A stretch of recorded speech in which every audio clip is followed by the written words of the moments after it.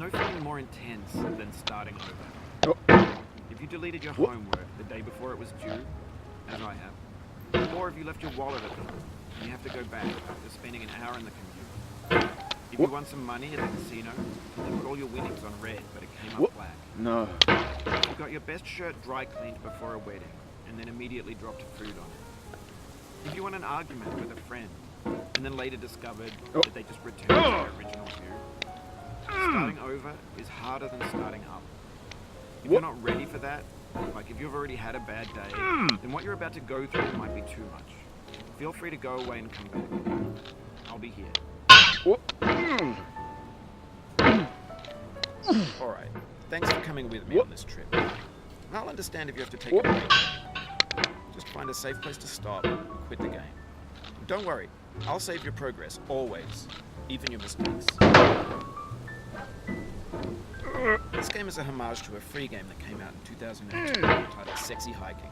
The author of that game was Jazzo, a mysterious Czech designer who was known at the time as the father of B-games. And B-games are rough assemblages of found objects. Designers slap them together very quickly and freely, and they're often too rough and unfriendly to gain much of a following. They're built more for the joy of building them than as polished products.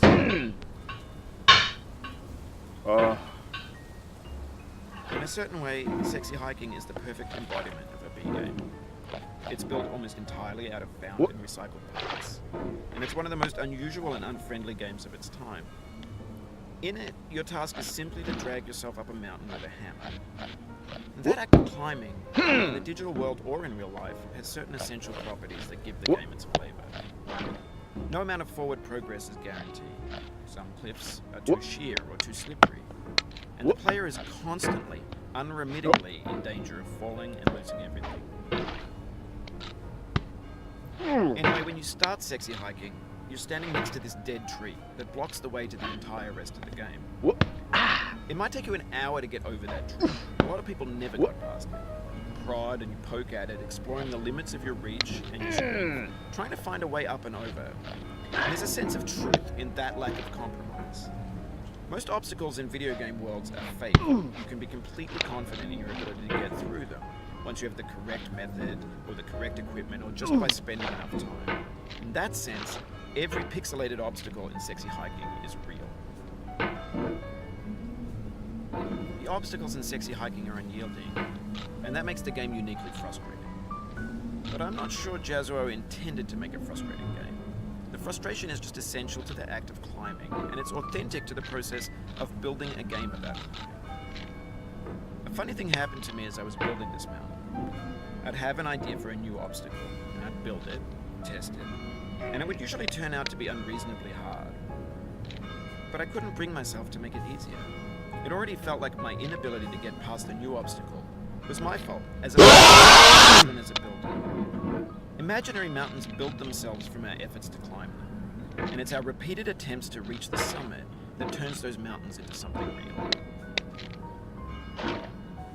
When you're building a video game world, you're building with ideas. And that can be like working with quick-set cement. You mold your ideas into a certain shape that can be played with. And in the process of playing with them, they begin to harden and set until they're immutable, like rock. And at that point, you can't change the world. Not without breaking it into pieces and starting fresh with new ideas. For years now, people have been predicting that games would soon be made out of prefabricated objects, bought in a store and assembled into a world. And for the most part, that hasn't happened, because the objects in the stores are trash. I don't mean they look bad or that they're badly made, although a lot of them are. I mean they're trash in the way that food becomes trash as soon as you put it in the sink. Things are made to be consumed and used in a certain context, and once the moment is gone, they transform into garbage. In the context of technology, those moments pass by in seconds. Over time, we've poured more and more refuge into this vast digital landfill that we call the internet. It now vastly outnumbers and outweighs the things that are fresh and untainted and unused.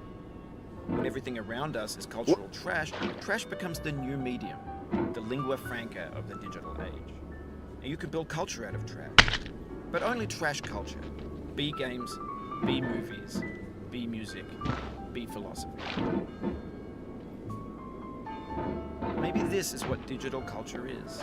A monstrous mountain of trash, the ash heap of creativity's fountain. A landfill with everything we ever thought of in it. Grand, infinite, and unsorted. There's 3D models of breakfast, Gen X's fanfic novels, scan magazines, green screen Shia LaBeouf, banned snuff scenes on Live League.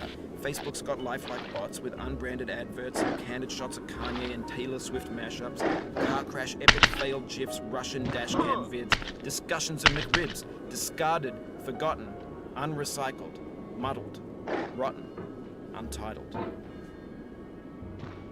Everything's fresh for about 6 seconds, until some newer thing beckons, and we hit refresh. And there's years of persevering, disappearing into the pile, out of style, out of sight. In this context, it's tempting to make friendly content that's gentle, that lets you churn through it but not earn it. Why make something demanding? It just gets piled up in the landfill, filed in with the bland things. When games were new, they wanted a lot from you, daunting you, taunting you, resetting and delaying you. Players played stoically. Now everyone's turned off by that. They want to burn through it quickly. A quick fix for the fickle, some tricks for the clicks of the feckless. But that's not you. You're an acrobat. You could swallow a baseball bat. Now I know, most likely you're watching this on YouTube or Twitch, while some dude with 10 million views does it for you. Like a baby bird being fed chewed up food. That's culture too. But on the off chance that you're playing this, what I'm saying is, trash is disposable, but maybe it doesn't have to be approachable. What's the feeling like? Are you stressed? I guess you don't hate it if you got this far. Feeling frustrated? It's underrated. Orange, this sweet juicy fruit, locked inside a bitter peel. That's not how I feel about a challenge. I only want the bitterness. It's coffee. It's grapefruit. It's licorice. It feels like we're closer now. Composer and climber, designer and user. You could have refused, but you didn't. There was something in you that was hidden, that chose to continue. It means a lot to me that you've come this far, endured this much. Every wisecrack, every insensitivity, every setback you've forgiven me is a kingly gift that you've given me. We have the same taste, you and I. It's not ambition. It's ambition's opposite. An obdurate mission to taste defeat. I feel bad if you win, so I put this snake in for you. Have you thought about who you are in this? Are you the man in the pot, Diogenes? Are you his hand? Are you the top of his hammer? No. I think not. Where your hand moves, the hammer may not follow. Nor the man, nor the man's hand.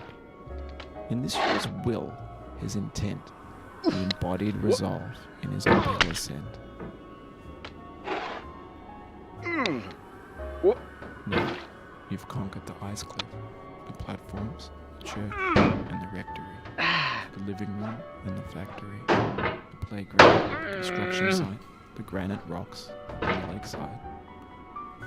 You've learned to hike. There's no way left to go but up, and in a moment, I'll shut up.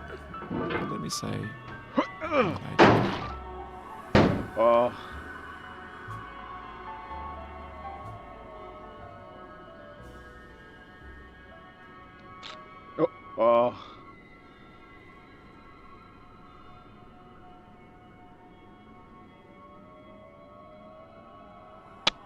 I dedicate this game to you, the one who came this far.